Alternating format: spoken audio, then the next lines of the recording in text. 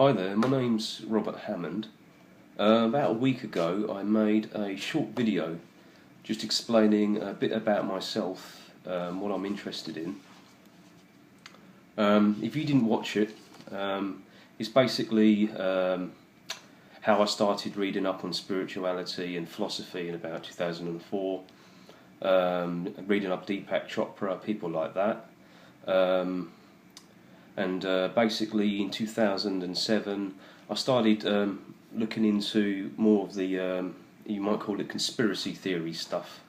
Who are the power elite and what their agenda is and all of that, and how does it affect me and other people.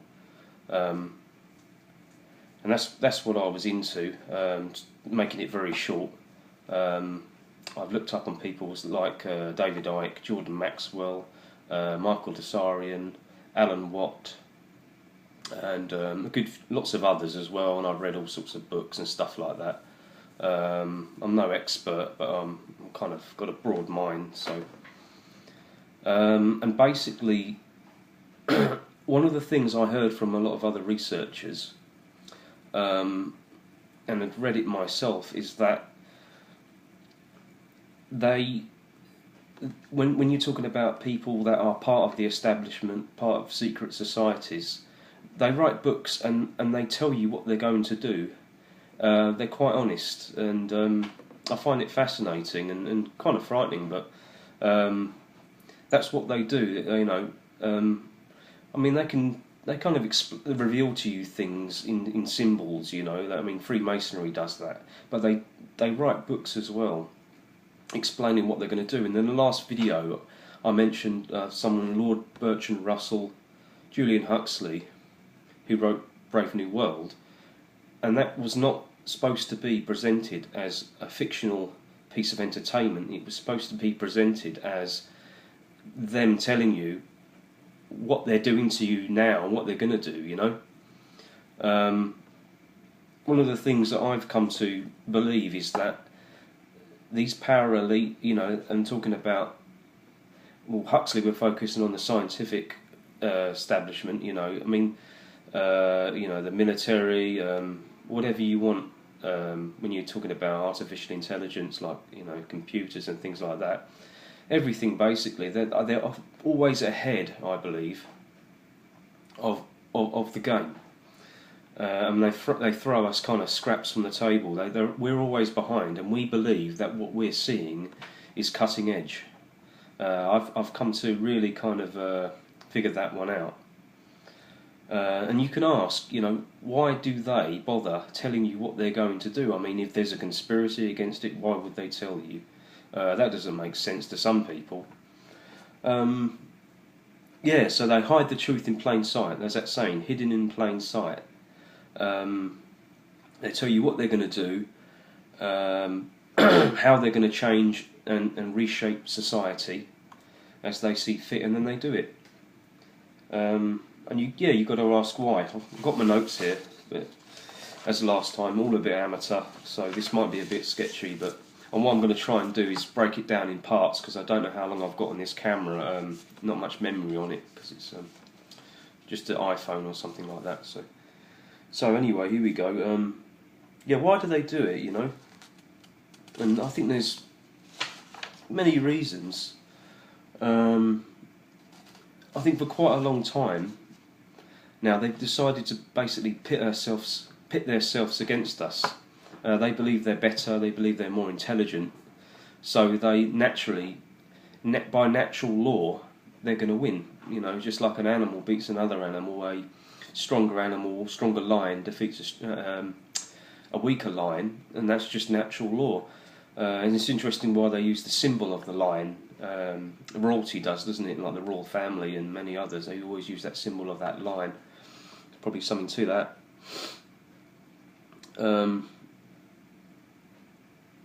Yeah, and I think basically, why do they do it? I mean, one reason is, yeah, they believe that they are going to win. They're you know, naturally better. So, in a way, they want to give us a fighting chance. Let me have a look. yeah, they test the waters basically, and what I mean is maybe it's to see if we're as brainwashed and as asleep as they hope we are. And give us a fighting chance, basically. They give us windows of opportunity at certain points. So that basically, if we really wanted a real revolution from the grassroots, they say, from the people, not from what they're dictating to us downward. But if we were actually smart enough, we could do it. It could be done if we wanted it bad enough, And when you think about it, that's what a fair opponent would do. Even though he believes he's better than you, and he's better than your relatives in the past. He's better than your ancestors. These people have beat us down time and time again with their intelligence and with their tenacity and ruthlessness. He will now and then, opponent that believes that they're superior will now and then drop their guard, drop their sword, and say, "You can take a shot if you want," just to see, if you have a fighting chance. And so that's one of the reasons why Huxley and others like him churn out this material, telling you what they're going to do. And with Huxley, we take it as most people take that as fiction. And it's so strange, people don't seem to figure it out. Another thing I heard was that they do it to try and escape their karma as best they can. For example, they like to get people to do their dirty work, so they will be in their secret societies and decide laws in private courts, like laws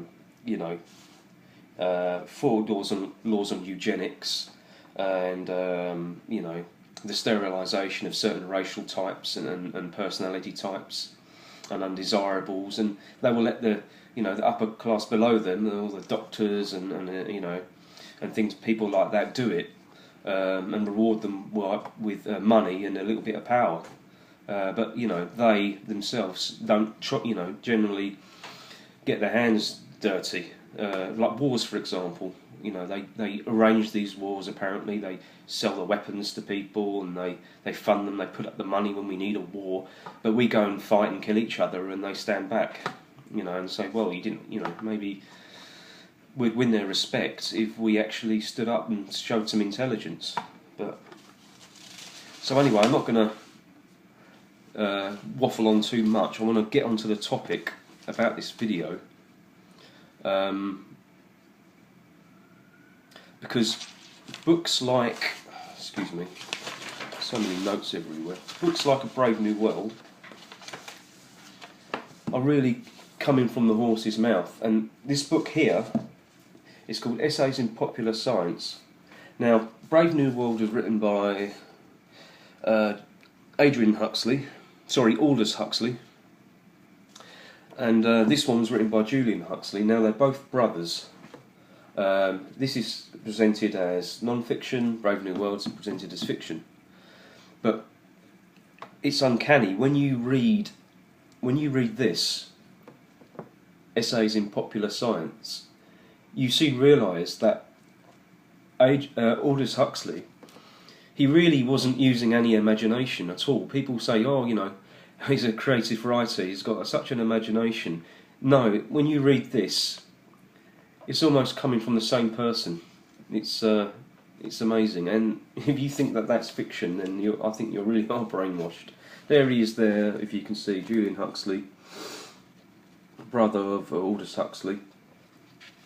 And this book was first printed in 1926, and in 1926 eugenics were being practiced in America right up until the 40s, I believe. They were being practiced. People that they thought had a low IQ were being sterilised. People that they thought were undesirable, criminal types, are being sterilised. But you have to keep in mind that you weren't just what could be criminal. Somebody who was anti-government, they could be sterilised too. So it was going on. There was even a film made about it to kind of get people used to the idea that, normalise it. And before then, in the 18th century, I looked this up on Wikipedia. There were many black people in America that were being sterilised. School children in the middle of class, they would call them up, they would sterilise them, they would cut their tubes, the boys and like that, and then they'd send them back home or let them carry on with the lesson, making sure that they couldn't breed, basically. And that's fact. That went on. Eugenics was heavy in America. Eugenics is right on topic because this was this man's speciality, and this must have been, sold to the upper class, at the time to prepare them for the future world they wanted. Yeah. So let's go into this. I'm going to read you the introduction here, and the introduction is probably the most powerful part of the entire book. It makes you wonder, if it's a practical scientific book. Let me read you the introduction here. Essays in Popular Science. So, Julian Huxley. Unless, writes the author of his preface, the civilised societies of today improve their organisation, unless they invent and enforce adequate measures for regulating human reproduction, for controlling the quantity of population, and at least preventing the deterioration of quality of racial stock, they are doomed to decay and to be submerged in some new barbarian flood. To achieve this, man must at last consent to think scientifically about himself and the immediate facts of his life, instead of surrounding every vital problem with taboo or prejudice. And in this task, biology must be his chief servant. It is therefore of some real importance that the public interest in biology shall not flag, and if this little book in any way helps to maintain that interest, it will have served its purpose. So there's the introduction there, and I think it basically explains everything. You're talking eugenics, population control, and all of that. I'm going to leave you for now, because I want to do this in sections. So anyway, we've covered the introduction, and then what I'm going to do on the second part is just go into detail, because I've basically read through it and I've photocopied and underlined parts. So I'm going to just talk you through it as best as I can, and basically go over the parts that I think are relevant, and then later on we can kind of bring in A Brave New World, his brother's work, and we can kind of compare the two, and I hope you find it interesting. Okay, so that's part one.